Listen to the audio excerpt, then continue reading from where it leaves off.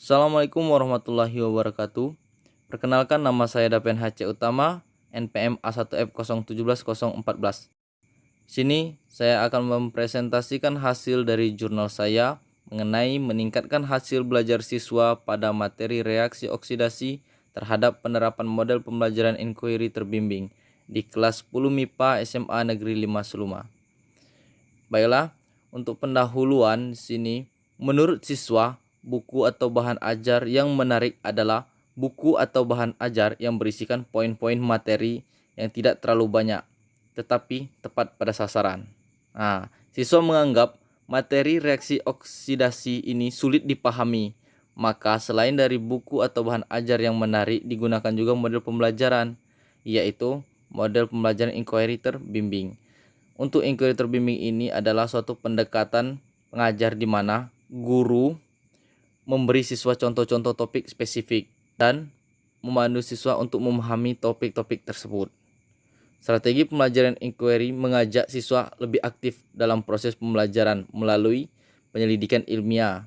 Jadi, lebih mungkin untuk meningkatkan pemahaman konseptual dibandingkan dengan strategi pembelajaran pasif seperti yang dilakukan oleh guru pada saat ini. Nah, untuk metode yang digunakan pada penelitian ini adalah menggunakan penelitian tindakan kelas atau PTK yang dilaksanakan dalam 2 siklus, di mana masing-masing siklus terdapat 4 tahap, yaitu perencanaan tindakan, pelaksanaan tindakan, observasi dan interpretasi, serta analisis dan refleksi tindakan. Untuk instrumen pembelajaran meliputi silabus dan rencana pelaksanaan pembelajaran atau RPP. Data dari hasil penelitian diolah dan dianalisis secara deskriptif dan kualitatif. Teknik yang diperlukan untuk memeriksa validitas data yang digunakan dalam penelitian ini adalah triangulasi, di mana dilakukan dengan cara membandingkan informasi atau data yang diperoleh melalui teknik observasi, angket, dan wawancara. Untuk hasil dan pembahasan di sini terdapat 7 poin. Untuk poin pertama yaitu pratindakan.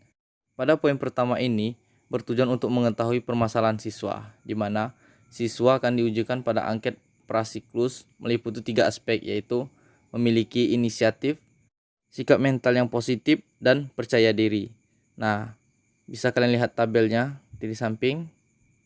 Nah, pada kelas 10 MIPA 3 untuk nilai tuntasnya itu 77,14%.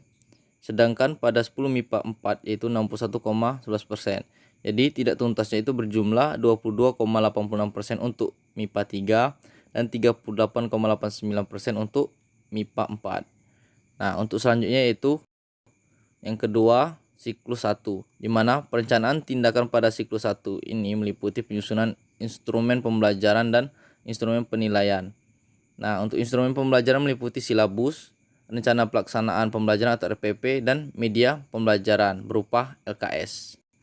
Nah, untuk siklus kedua atau poin ketiga ini, pada siklus 2 berasal dari hasil refleksi dari siklus 1, di mana dilaksanakan dalam 2 kali pertemuan, yaitu untuk pertemuan pertama itu menyampaikan materi dan 1 kali pertemuan untuk evaluasi siklus kedua. Nah, jadi untuk yang poin keempat, di mana itu kemandirian belajar siklus 1 dan 2. Berdasarkan hasil dari uji siklus 1 dan siklus 2 melalui angket penilaian diri, observasi serta wawancara dapat dilihat pada gambar berikut, mana menunjukkan bahwa jadi peningkatan kemandirian belajar siswa dari siklus 1 ke siklus 2. Nah, untuk yang hitam itu merupakan siklus 1 dan untuk yang warna putih itu merupakan siklus 2. Jadi di sini tampak ya, mulai dari sikap mental yang positif, inisiatif untuk belajar, serta percaya diri semuanya meningkat. Yang awalnya dari siklus 1 itu 72,22% meningkat menjadi 83,33%. Untuk dari yang 58,33 itu meningkat menjadi 69,44.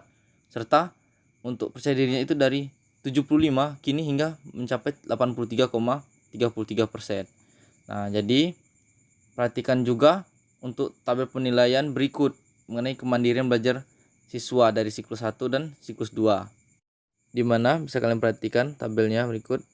Nah, untuk siklus 1 itu tuntasnya 68,52, di mana terdiri 22,22 sangat mandiri dan 46,3 itu mandiri.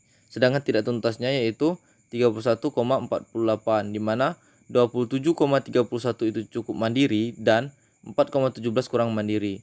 Sedangkan pada siklus 2 terdapat 78,7, di mana 33,33 sangat mandiri dan 45,37 itu mandiri.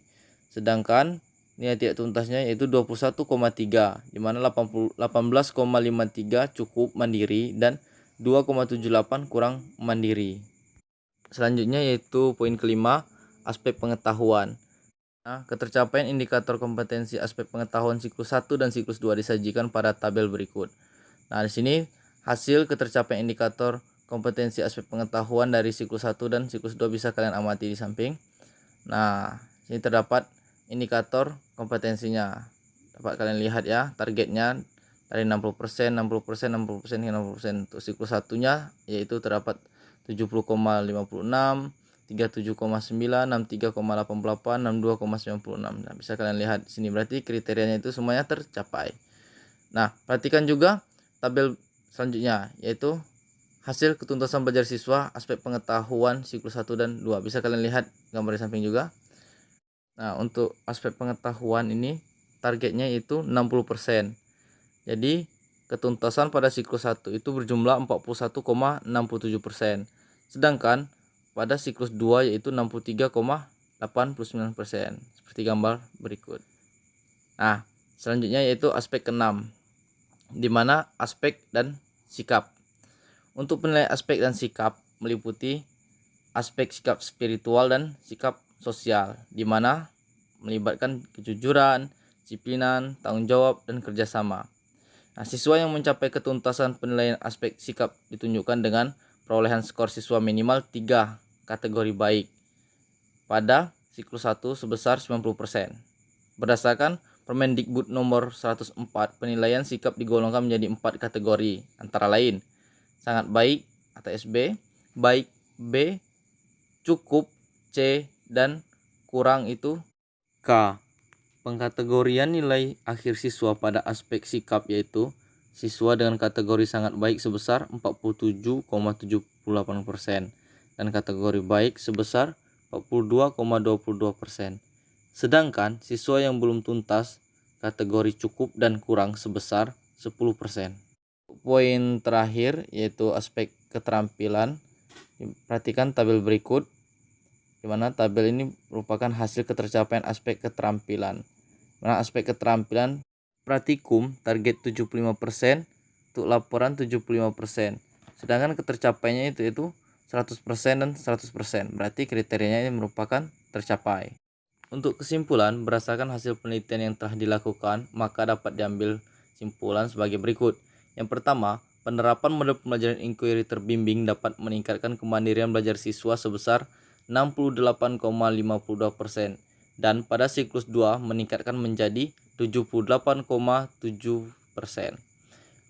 Selanjutnya, penerapan model pembelajaran inquiry terbimbing dapat meningkatkan prestasi belajar pada materi reaksi redoks ditunjukkan pada siklus 1 sebesar 41,67% dan meningkat pada siklus 2 menjadi 63,89%. Aspek sikap dan aspek keterampilan yang telah mencapai target pada siklus 1 yaitu ketercapaian sebesar 90% untuk aspek sikap dan ketercapaian sebesar 100% untuk aspek keterampilan. Baiklah, mungkin itu saja pemaparan tentang jurnal saya pada kali ini mengenai meningkatkan hasil belajar siswa pada materi reaksi oksidasi terhadap penerapan model pembelajaran inquiry terbimbing di kelas 10 MIPA SMA Negeri 5 Seluma. Apabila ada kata-kata saya yang salah, saya mohon maaf. Saya akhiri, wabillahi taufiq wal hidayah. Wassalamualaikum warahmatullahi wabarakatuh.